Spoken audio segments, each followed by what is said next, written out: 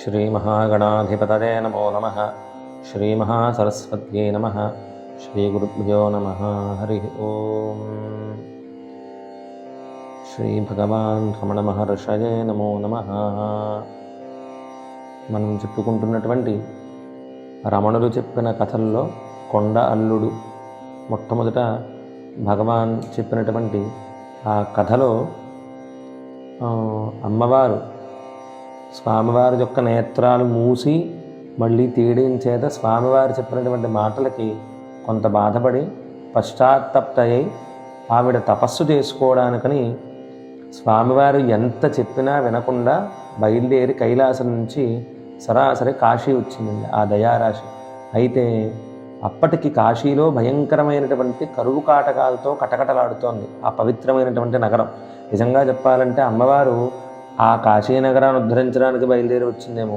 అయితే జనుల క్షుద్బాధన తీర్చడానికని ఆవిడ నడుం కట్టుకుని ఆవిడ ఏం చేసిందంటే ఆవిడ స్వయంగా ఒక మందిరాన్ని తీసుకొని దాన్ని అన్నసత్రంగా పెట్టి ఆవిడ హృదయాన్ని అక్షయపాత్రగా మార్చిందండి. మాతృహృదయం, అందుకనే జగజ్జనని అని పేరు ఆవిడికి.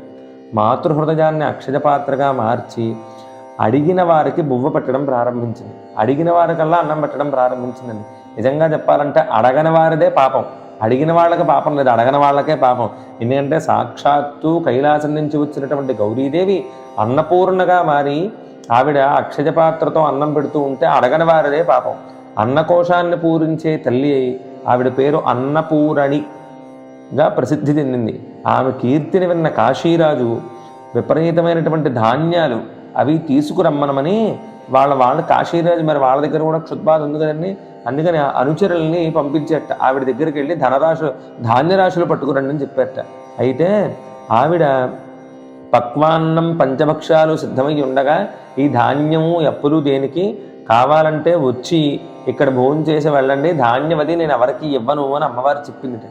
చెబితే అప్పుడు ఆ కాశీరాజు సామాన్యుల్లాగా అన్నపూర్ణ సత్రానికి చేరి అమ్మవారి దగ్గర ఉన్నటువంటి భోజనంలో కూర్చుని భోజన పంక్తిలో కూర్చుని భోజనం చేసి, అయితే పాపం ఆవిడ పెట్టిన భోజనానికి కూడా అతని బుద్ధి వికసింపలేదుటండి. వికసించగా వెళ్ళి అమ్మవారిని ప్రాధేయపడ్డాట కాస్త వివాహం చేసుకోమన్నట్టుగా.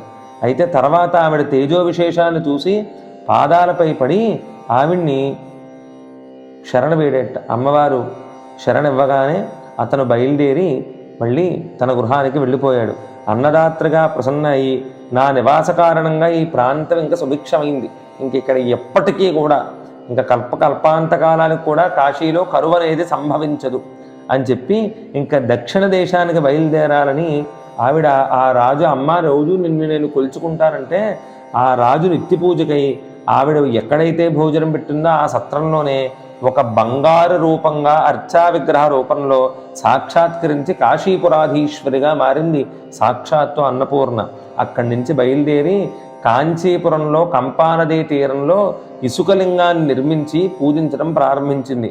శివప్రారణ చేత నదిలో ఒకరోజు వరద వెల్లువై ఆ సైకతలింగాన్ని రక్షించే నిమిత్తం ఒకరోజు శివుడు ఆజ్ఞాపించేటండి ఆ కంపానదిని. వెంటనే ఆ నది పొంగి పొరలు వస్తూ ఉంటే అమ్మవారు ఆవిడ తయారు చేసుకున్నటువంటి ఆ సైకతలింగాన్ని కాపాడడానికి ఆవిడ గబగబా లింగాన్ని చేతులతోనూ ఆవిడలా మూసి హృదయానికి అత్తుకుందిట. ఆవిడ పూర్తిగా మూసేసింది ఆ లింగాన్ని. అయితే ఆమె హస్తకంకణ చిహ్నాలు స్తన చిహ్నాలు లింగంపై నెలకొన్నాయి. ఆమె విపరీతమైనటువంటి నిష్ఠకి తుష్టుడైనటువంటి ఆ శిపివిష్టుడు, ఈ మాటలన్నీ కూడా భగవాన్ చెప్పినటువంటి మాటలండి. నిష్ఠుర నిష్ఠకు తుష్టుడైన శిపివిష్టుడు అంటే శివుడు. ఆ మహానుభావుడు ఆమెను అరుణాచలానికి వెళ్ళి గౌతమ మహర్షి వద్ద భక్తి రహస్యాలను పొందవలసిందిగా ఆదేశించాడు ఆ పరమాత్మ. వెంటనే ఆవిడ అక్కడి నుంచి బయలుదేరి అరుణశైలం చేరినటువంటి శైలజ మొదట అక్కడ ప్రవాళగిరిపై ఉన్నటువంటి గౌతమ మహర్షి ఆశ్రమానికి వెళ్ళి ఋషిపుత్రుడైనటువంటి శతానందుడు ఆమె దర్శనంతో చాలా సంతోషపడి ఆనంద బాష్పాలు కార్చేటండి. అయితే వెంటనే దర్భలు కోసుకుందామని వెళ్ళినటువంటి గౌతమ మహర్షి తిరిగి వస్తూ ఉంటే గబగబా ముందుకు వెళ్ళి చెప్పేట, నాన్నగారు శ్రీమాత మన ఇంటికి వచ్చింది, శ్రీమాత అని చెప్పాడు. చూడండి, శ్రీమాత ఆగమన విశేషాన్ని గొంతు బొంగురుపోయిందిటండి అమ్మవారిని చూసి స్వరంతో విన్నవించేట. ఆ వెంటనే అక్కడికి వెళ్ళి ఆ అమ్మవారికి స్తోత్రం చేసేట గౌతముడు. అక్కడ భూములన్నీ సస్యశ్యామలమయ్యి పత్ర పుష్ప ఫల సమన్విత వృక్ష సంపదతో విపరీతమైనటువంటి సంపద కలిగిందిటండి. అక్కడ కలగడం చేత గౌతముడు చాలా గబగబా కుటీరానికి చేరి ఆవిడ పాదాలని కడిగి ఆ జగన్మాతకి పూజ చేసి శివ అర్చనా విధానాన్ని చెప్పేటండి. చెప్పి శివభక్తోపాయాలను కూడా తెలియజేసేట. అయితే అమ్మవారికి తెలియదా అని మీరు ప్రశ్నించవచ్చు. అయితే ఒక విషయం, అమ్మవారు కానీ లేకపోతే ఋషులు కానీ వాళ్ళందరూ మన గురించిని మళ్ళీ పరిపరి విధాలుగా పెద్దవాళ్ళని అడగటం అండి. వాళ్ళకి తెలియక కాదు, వాళ్ళకి చేతకాక కాదు, వాళ్ళు ఏంటంటే మనం తెలుసుకుంటామని ఆ వృత్తాంతాల్ని పరిపరి విధాలుగా అడిగి ఆ వృత్తాంతాలను మనమేనా చదువుకొని మనం ఉద్ధరింపబడతామని వాళ్ళ ప్రయత్నం.